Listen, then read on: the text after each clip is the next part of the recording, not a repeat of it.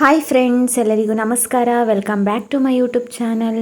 ಈ ಮ್ಯಾಟನ್ನು ನೋಡ್ತಾ ಇದ್ದೀರಾ ಅಲ್ವಾ? ಈ ಮ್ಯಾಟನ್ನು ಹಾಕೋದಕ್ಕೆ ನಾನು ಕ್ರೋಶ ಆಗಲಿ, ಹೊಲಿಗೆ ಯಂತ್ರ ಆಗಲಿ, ಸೂಜಿ ದಾರ ಆಗಲಿ ಬಳಸಿಲ್ಲ. ಹಾಗೆ ಪಿನ್ನ ಕೂಡ ಬಳಸಿಲ್ಲ. ತುಂಬ ಸುಲಭವಾಗಿ ಕೈಯಲ್ಲೇ ಹೆಣೆದಿದ್ದೀನಿ. ನೋಡಿ ಎಷ್ಟು ಚೆನ್ನಾಗಿ ಬಂದಿದೆ ಮ್ಯಾಟ್ ಅಂತ. ಸೊ ದಪ್ಪಕ್ಕೆ ತುಂಬಾ ಚೆನ್ನಾಗಿದೆ ಮ್ಯಾಟು. ಎಷ್ಟು ಸಲ ವಾಶ್ ಮಾಡಿದರೂ ಕೂಡ ಹಾಗೇ ಇರುತ್ತೆ. ತುಂಬಾ ಚೆನ್ನಾಗಿದೆ. ಸೊ ಇದೇ ರೀತಿ ನೀವು ಕೂಡ ಮ್ಯಾಟ್ ಹಾಕಬೇಕು ಅಂತಂದರೆ ನನ್ನ ಚಾನಲನ್ನು ಸಬ್ಸ್ಕ್ರೈಬ್ ಮಾಡಿಕೊಂಡು ಈ ವಿಡಿಯೋನ ಕೊನೆಯವರೆಗೂ ನೋಡಿ. ಸೊ ಬನ್ನಿ ಮ್ಯಾಟ್ ಹಾಕೋದು ಹೇಗೆ ಅಂತ ತೋರಿಸ್ತೀನಿ. ಈ ಮ್ಯಾಟ್ ಹಾಕೋದಕ್ಕೆ ನಾನಿಲ್ಲಿ ಹಳೆ ಸೀರೆ ತೊಗೊಂಡಿದ್ದೀನಿ.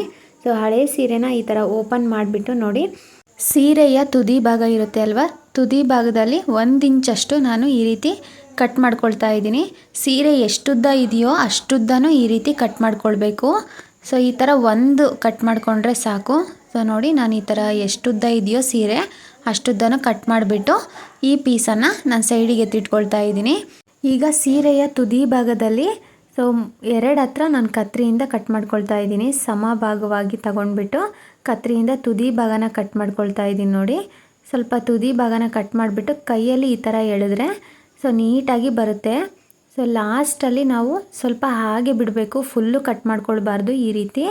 ಸೊ ನೋಡಿ, ಈ ಥರ 2 ಹತ್ರನೂ ಕಟ್ ಮಾಡಿಕೊಂಡ್ರೆ 3 ಎಳೆ ಆಗುತ್ತೆ ಅಲ್ವಾ. ಸೊ ನಮಗೆ ಜಡೆ ಎಣ್ಕೊಳ್ಳೋದಕ್ಕೆ 3 ಭಾಗ ಕರೆಕ್ಟಾಗಿ ಸಿಗುತ್ತೆ.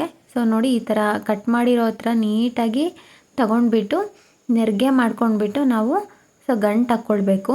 ಈ ಥರ ಸಮನಾಗಿರಬೇಕು. ಸ್ವಲ್ಪ ತುದಿ ಭಾಗದಲ್ಲಿ ಚಿಕ್ಕ ಪೀಸ್ನ ಬಟ್ಟೆ ತೊಗೊಂಡ್ಬಿಟ್ಟು ಈ ಥರ ಗಂಟು ಹಾಕ್ಕೊಳ್ಬೇಕು ಟೈಟಾಗಿ. ಸೊ ನೋಡ್ತಿದ್ದೀರಾ ಅಲ್ವಾ, ಇದೇ ರೀತಿ ನೀವು ಕೂಡ ಮಾಡ್ಕೊಳ್ಳಿ. ಸೊ ಈಗ ಸಮಭಾಗವಾಗಿ ತಗೊಂಡ್ಬಿಟ್ಟು 3 ಎಳೆನ ಸೊ ಈ ಥರ ಜಡೆ ಹಾಕ್ಕೊಳ್ಬೇಕು. ನಾವು ನಾರ್ಮಲಾಗಿ ಜಡೆ ಹಾಕ್ಕೊಳ್ತೀವಿ ಅಲ್ವಾ, ಅದೇ ಥರ ಈ ಸೀರೆಯಲ್ಲಿ ಜಡೆ ಹಾಕ್ಕೊಳ್ಬೇಕು. ಇದೇ ರೀತಿ ನಾವು ಹಾಕ್ಕೊಳ್ಳೋಕ್ಕೆ ಆಗೋದಿಲ್ಲ. ಸೊ ಸೀರೆ ಎಲ್ಲ ಸಿಕ್ಕಂತ ಇರುತ್ತೆ ಅಲ್ವಾ, ಗಂಟುಗಳಾಗ್ತಾ ಇರುತ್ತೆ. ಹಾಗಾಗಿ ಇದಕ್ಕೊಂದು ಟ್ರಿಕ್ಸ್ನ ಹೇಳ್ತೀನಿ. ಸೊ ಇದೇ ರೀತಿ ಫಾಲೋ ಮಾಡ್ಕೊಳ್ಳಿ, ನೀವು ಕೂಡ ಚೆನ್ನಾಗಿ ಬರುತ್ತೆ ಮ್ಯಾಟು. ಈ ರೀತಿ ಜಡೆನ ಎಣ್ಕೊಂಡಿದ್ದೀವಿ ಅಲ್ವಾ, ಸೊ ಆ ಜಡೆಗೆ ನಾವು ಜಡೆಗೆ ಹಾಕ್ಕೊಳ್ಳೋ ರಿಬ್ಬನ್ನ ಹಾಕ್ಕೊಳ್ಬೇಕು. ಸೊ ನೋಡಿ, ಈ ರೀತಿ ರಿಬ್ಬನ್ನ ಹಾಕ್ಕೊಂಡ್ಬಿಟ್ಟು ಮಂಚದ ಕಂಬಿ ಇರುತ್ತೆ ಅಲ್ವಾ, ಮಂಚದ ಕಂಬಿಗೆ ಈ ಥರ ಹಾಕಿಬಿಟ್ರೆ ನಮಗೆ ಜಡೆ ಹೆಣ್ಕೊಳ್ಳೋದಕ್ಕೆ ಗ್ರಿಪ್ ಸಿಗುತ್ತೆ. ಸೊ ಆವಾಗ ತುಂಬಾ ಸುಲಭವಾಗಿ ಜಡೆನ ಹೆಣ್ಕೊಳ್ಬೋದು. ತುಂಬ ಟೈಟಾಗಿ ತುಂಬಾ ಚೆನ್ನಾಗಿ ಬರುತ್ತೆ.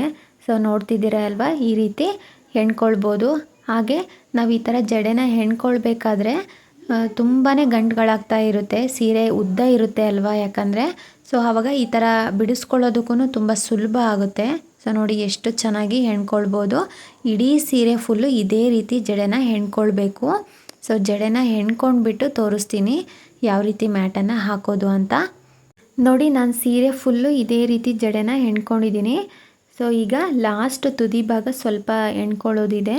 ಸೊ ಈ ರೀತಿ ಹೆಣ್ಕೊಂಡ್ಬಿಟ್ಟು ಸ್ವಲ್ಪ ಚಿಕ್ಕ ಬಟ್ಟೆಯಿಂದ ನಾನು ಗಂಟನ್ನು ಹಾಕ್ಕೊಳ್ತಾ ಇದ್ದೀನಿ. ಲಾಸ್ಟಲ್ಲಿ ಸ್ವಲ್ಪ ಟೈಟಾಗಿ ಈ ರೀತಿ ಜಡೆನ ಎಣ್ಕೊಳ್ಬಿಟ್ಟು ಈ ಥರ ಒಂದು ಚಿಕ್ಕ ಬಟ್ಟೆ ಪೀಸಿಂದ ಗಂಟನ್ನು ಹಾಕ್ಕೊಳ್ಬೇಕು. ಸೊ ನೋಡಿ, ಈ ಥರ ಗಂಟನ್ನು ಹಾಕ್ಕೊಂಡ್ರೆ ಮುಗೀತು. ಸೊ ಆಮೇಲೆ ಯಾವ ರೀತಿ ಮ್ಯಾಟ್ ಹಾಕೋದು ಅಂತ ತೋರಿಸ್ತೀನಿ ನೋಡಿ. ಈ ರೀತಿ ಜಡೆನ ಹಾಕಿಟ್ಕೊಂಡ್ಬಿಟ್ರೆ ಒಂದು 10 ನಿಮಿಷದಲ್ಲಿ ಮ್ಯಾಟನ್ನು ರೆಡಿ ಮಾಡ್ಕೊಳ್ಬೋದು. ಸೊ ನೋಡಿ, ಎಲ್ಲನೂ ಇದೇ ರೀತಿ ನಾನು ಹಾಕ್ಕೊಂಡಿದ್ದೀನಿ ಜಡೆ. ಸೊ ಇವಾಗ ಈ ರಿಬ್ಬನನ್ನು ಬಿಚ್ಕೊಳ್ಳೋಣ. ಸೊ ಈ ರಿಬ್ಬನ್ನ ಬಿಚ್ಕೊಂಡ್ಬಿಟ್ಟು ಮ್ಯಾಟನ್ನು ಹಾಕೋದಕ್ಕೆ ಸ್ಟಾರ್ಟ್ ಮಾಡೋಣ. ನೋಡಿ, ನಾನು ಎಣ್ಕೊಂಡಿರೋ ಜಡೆನ ತಗೊಂಡ್ಬಿಟ್ಟು ಈಗ ಎಲ್ಲನೂ ಸೇರಿಸ್ಬಿಟ್ಟು ರೌಂಡ್ ಶೇಪಾಗಿ ಮಾಡ್ತಾಯಿದ್ದೀನಿ. ಸೊ ಈ ಥರ ರೌಂಡ್ ಶೇಪಾಗಿ ಮಾಡ್ಕೊಳ್ಬೇಕು ಫಸ್ಟು. ಸೊ ಆಮೇಲೆ ಹೇಗೆ ಜಾಯಿಂಟ್ ಮಾಡೋದು ಅಂತ ತೋರಿಸ್ತೀನಿ.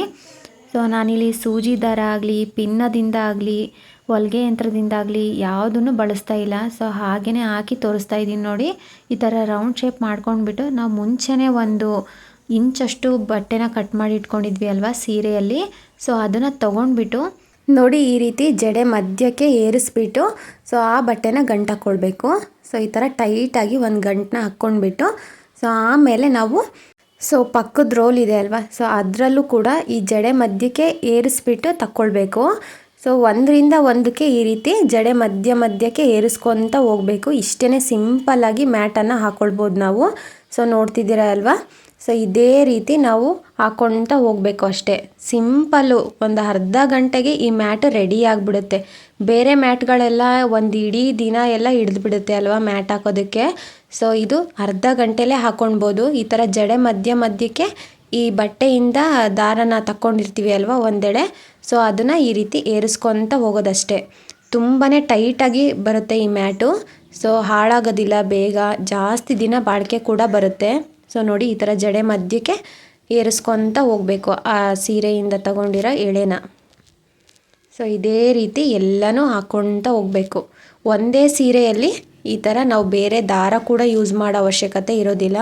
ಸೊ ಒಂದೇ ಸೀರೆನಲ್ಲೇ ಈ ಮ್ಯಾಟು ರೆಡಿ ಆಗುತ್ತೆ. ತುಂಬಾ ಚೆನ್ನಾಗಿರುತ್ತೆ, ಗಟ್ಟಿಯಾಗಿ ದಪ್ಪಕ್ಕೆ. ಸೊ ನೋಡ್ತಿದ್ದೀರಾ ಅಲ್ವಾ. ಸೊ ಜಡೆ ಮಧ್ಯಕ್ಕೆ ಈ ಥರ ದಾರನ ತೂರಿಸ್ಕೊಂಡ್ಬಿಟ್ಟು ಹಾಕ್ಕೊತ ಹೋಗಬೇಕು. ತುಂಬಾ ಚೆನ್ನಾಗಿ ಬರುತ್ತೆ ಮ್ಯಾಟು. ಸೊ ಈ ಮ್ಯಾಟ್ ಹಾಕೋದಕ್ಕೆ ಸೂಜಿ ಆಗಲಿ, ಕ್ರೋಶ ಆಗಲಿ, ಮತ್ತು ಹೊಲಿಗೆ ಯಂತ್ರ ಆಗಲಿ ಯಾವುದೂ ಬೇಕಾಗೋದಿಲ್ಲ. ತುಂಬಾ ಚೆನ್ನಾಗಿ ಬರುತ್ತೆ, ಹಾಗೆ ದಪ್ಪಕ್ಕಿರುತ್ತೆ. ಸೊ ನೋಡ್ತಾ ಇದ್ದೀರಲ್ಲ, ಹಾಕೋಕ್ಕೆ ಬರಲ್ಲ ಅನ್ನೋರಿಗೂ ಕೂಡ ಈಸಿಯಾಗಿ ಹಾಕ್ಕೊಳ್ಬೋದು ಈ ಮ್ಯಾಟನ್ನು. ಸುಮ್ಮನೆ ಹಳೆ ಸೀರೆ ಇತ್ತು ಅಂತಂದರೆ ಬಿಸಾಕ್ತೀವಿ ಅಥವಾ ಬೇರೆ ಯಾರಿಗಾದ್ರೂ ಕೊಟ್ಬಿಡ್ತೀವಿ ಅಲ್ವಾ. ಸೊ ಈಗ ಯಾರೂ ಕೂಡ ಇಸ್ಕೊಳ್ಳೋದಿಲ್ಲ, ಬೇರೆಯವ್ರ ಬಟ್ಟೆನ ಹಾಕೊಳ್ಳೋದಕ್ಕೂ ಇಷ್ಟಪಡೋದಿಲ್ಲ. ಸೊ ಅಂಥ ಟೈಮಲ್ಲಿ ಈ ರೀತಿ ಮನೆಗೇ ಯೂಸ್ ಆಗೋ ಮ್ಯಾಟನ್ನು ಹಾಕ್ಕೊಳ್ಬೋದು. ನೋಡಿ ನಾನಿಲ್ಲಿ ಅರ್ಧ ಮ್ಯಾಟ್ ಹಾಕಿದ್ದೀನಿ. ಸೊ ಎಷ್ಟು ನೀಟಾಗಿ ಬಂದಿದೆ, ಎಲ್ಲೂ ಕೂಡ ಮಡ್ಚ್ಕೊಂಡಿಲ್ಲ, ಹಾಗೆ ಎಲ್ಲೂ ಸ್ವಲ್ಪ ಲೂಸ್ ಅಂತಲೂ ಅನ್ನಿಸ್ತಾ ಇಲ್ಲ, ಅಷ್ಟು ಟೈಟಾಗಿ ಬಂದಿದೆ. ಸೊ ಇದೇ ರೀತಿ ನೀವು ಕೂಡ ಹಾಕ್ಕೊಳ್ಳಿ ಮನೇಲಿ, ತುಂಬಾ ಚೆನ್ನಾಗಿ ಕಾಣುತ್ತೆ. ಹಾಗೆ ಕಲರ್ ಸೀರೆಗಳಿದ್ದರೆ ಸೊ 2 ಮ್ಯಾಟನ್ನು ಹಾಕ್ಕೊಳ್ಬೋದು. ಸೊ ಒಂದೊಂದು ಸೀರೆಯಿಂದ ಒಂದೊಂದು ಪೀಸನ್ನು ತಗೊಂಡ್ಬಿಟ್ಟು ಸೊ ಈ ಥರ ಕಲರ್ ಆಗಿ ಹಾಕ್ಕೊಳ್ಬೋದು. ಒಂದೇ ಕಲರ್ ನಿಮಗೆ ಇಷ್ಟ ಆಗಲ್ಲ ಅಂತಂದರೆ ಈ ರೀತಿ 3 ಕಲರಲ್ಲಿ ದೊಡ್ಡ ಮ್ಯಾಟನ್ನು ಮಾಡ್ಕೊಳ್ಬೋದು. ತುಂಬಾ ಚೆನ್ನಾಗಿ ಬರುತ್ತೆ. ಸೊ ನೋಡಿ ಎಷ್ಟು ನೀಟಾಗಿ ಬರ್ತಾ ಇದೆ ಮ್ಯಾಟ್ ಅಂತ. ನೋಡಿ ಮತ್ತೆ ನಾನಿಲ್ಲಿ ತುದಿವರೆಗೂ ಕೂಡ ಇದೇ ರೀತಿ ಏರಿಸ್ಕೊಳ್ತಾ ಬಂದಿದ್ದೀನಿ. ಸೊ ಎಷ್ಟು ನೀಟಾಗಿ ಬಂದಿದೆ ಅಂತ. ಸೊ ಲಾಸ್ಟಲ್ಲಿ ಅದೇ ರೀತಿಯೇ ನಾವು ಮಧ್ಯಕ್ಕೆ ಏರಿಸ್ಕೊಂಡ್ಬಿಟ್ಟು ಈ ಥರ ಗಂಟು ಹಾಕ್ಕೊಳ್ಬೇಕಾಗುತ್ತೆ. ಸೊ ಇಲ್ಲಿ ಒಂದು 2-3 ಗಂಟುಗಳು ಬರುತ್ತೆ ಅಷ್ಟೇ, ಜಾಸ್ತಿ ಗಂಟು ಕೂಡ ಬರೋದಿಲ್ಲ. ತುಂಬಾ ಸಾಫ್ಟಾಗಿ ತುಂಬ ದಪ್ಪವಾಗಿ ಇರುತ್ತೆ ಈ ಮ್ಯಾಟು. ಸೊ ನಾವು ಎಷ್ಟು ಸಲ ವಾಶ್ ಮಾಡಿದರೂ ಕೂಡ ಕಿತ್ತೋಗೋದಿಲ್ಲ, ಅಷ್ಟು ಚೆನ್ನಾಗಿ ಬಾಳಿಕೆ ಬರುತ್ತೆ ಈ ಮ್ಯಾಟು. ಸೊ ನೋಡಿ ಲಾಸ್ಟಲ್ಲಿ ಇರುತ್ತೆ ಅಲ್ವಾ. ಸೊ ಈ ಥರ ತೂರಿಸ್ಕೊಂಡ್ಬಿಟ್ಟು ಸೊ ಈ ಥರ ಗಂಟುಗಳನ್ನ ಹಾಕ್ಕೊಳ್ಬೇಕು. ಸೊ ನೋಡಿ ಈ ಥರ ಜಾಸ್ತಿ ಗಂಟು ಕೂಡ ಆಗೋದಿಲ್ಲ ಇದು. ಸೊ ಲಾಸ್ಟ್ ಫಸ್ಟಿಗೆ ಒಂದು ಗಂಟು ಬರುತ್ತೆ ಅಷ್ಟೇ. ತುಂಬಾ ಚೆನ್ನಾಗಿ ಬರುತ್ತೆ ಮ್ಯಾಟು. ಈ ಥರ ಸೇರಿಸ್ಬಿಟ್ಟು ಈ ಥರ ಗಂಟು ಹಾಕ್ಕೊಂಡು ಮತ್ತೆ ನಾನು ಜಡೆ ಒಳಗಡೆ ತೂರಿಸ್ಬಿಟ್ಟು ಸೊ ಅದನ್ನು ಟೈಟಾಗಿ ಎಳ್ಕೊಳ್ತಾ ಇದ್ದೀನಿ, ಲಾಸ್ಟ್ ತುದಿ ಭಾಗನ. ಸೊ ನೋಡಿ ಈ ಥರ ಟೈಟಾಗಿ ಒಂದು 2-3 ಗಂಟನ್ನ ಹಾಕ್ಕೊಂಡ್ಬಿಟ್ರೆ ಬಿಚ್ಕೊಳ್ಳೋದೇ ಇಲ್ಲ. ಸೊ ನೀವು ಹೇಗೆ ಯೂಸ್ ಮಾಡಿದರೂ ಕೂಡ ಬಿಚ್ಕೊಳ್ಳೋದಿಲ್ಲ, ಇಷ್ಟು ನೀಟಾಗಿ ಬರುತ್ತೆ.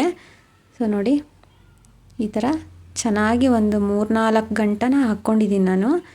ತುಂಬ ನಿಮಗೆ ಟೈಟ್ ಅನ್ನಿಸ್ಬಿಡ್ತು ಅಂತಂದರೆ ಗಂಟುಗಳು ಹಾಕೋದು ನಿಲ್ಲಿಸ್ಬಿಟ್ಟು ಲಾಸ್ಟ್ ಉಳಿದಿರೋ ಬಟ್ಟೆನ ಕಟ್ ಮಾಡ್ಕೊಂಡ್ಬಿಡಿ ಅಷ್ಟೇ.